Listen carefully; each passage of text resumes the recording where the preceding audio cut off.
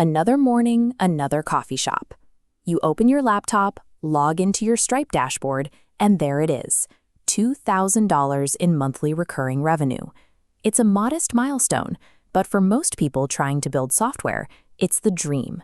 They check their own dashboards, refresh the page, and the number stays stuck at 0. The assumption has always been that building a tech startup requires massive venture capital, a team of engineers, and a heavy ad budget.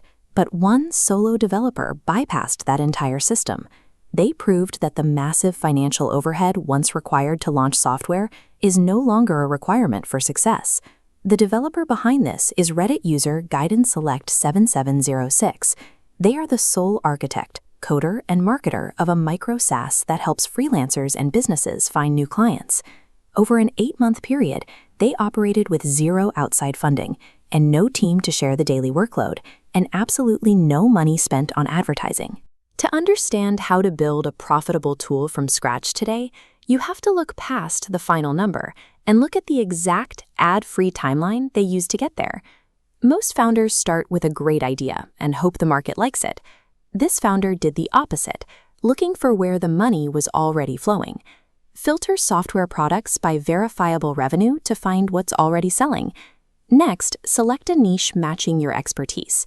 Then, analyze the competition for vulnerabilities in marketing, distribution, and features. Finally, build a superior product to fill the gaps the market leader left open. By reverse engineering a product that people are already paying for, you remove the risk of building something that nobody actually wants. While the framework is logical, the execution is a grind. Moving from a plan to a profitable product requires months of solitary work. When you're solo, you are the developer, the support agent, and the marketing lead all at once. It means having no time for anything else as the months start to blur together. You find yourself forced to learn entirely new skills on the fly. If the product needs a feature you don't know how to code, or a marketing pitch you don't know how to write, you have to figure it out that day. In this model, your biggest expense isn't cash, it's time. Time is the ultimate bottleneck and the real cost of building a bootstrapped business. Once the code is ready, you hit the hardest part, finding your first 100 users when you have a marketing budget of exactly $0.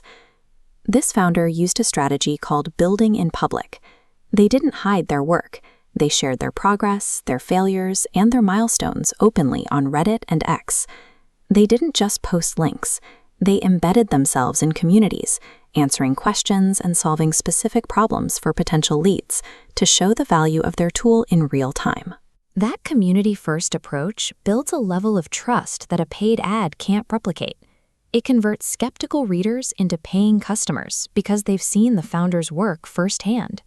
For an unfunded micro SaaS, acquiring users through trust rather than credit cards is a massive advantage.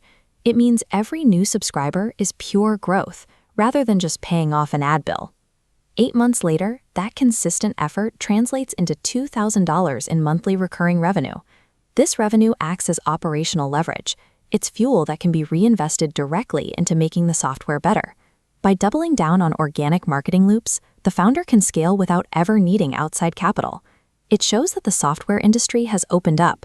A single developer with a laptop and a clear framework can build a self-sustaining business on their own terms, without the need for traditional startup funding. You can apply this same blueprint to your own side hustle, but you don't have to navigate the process alone. Visit HustleGrower.com to study this exact blueprint and discover other working side hustles that are generating real revenue right now.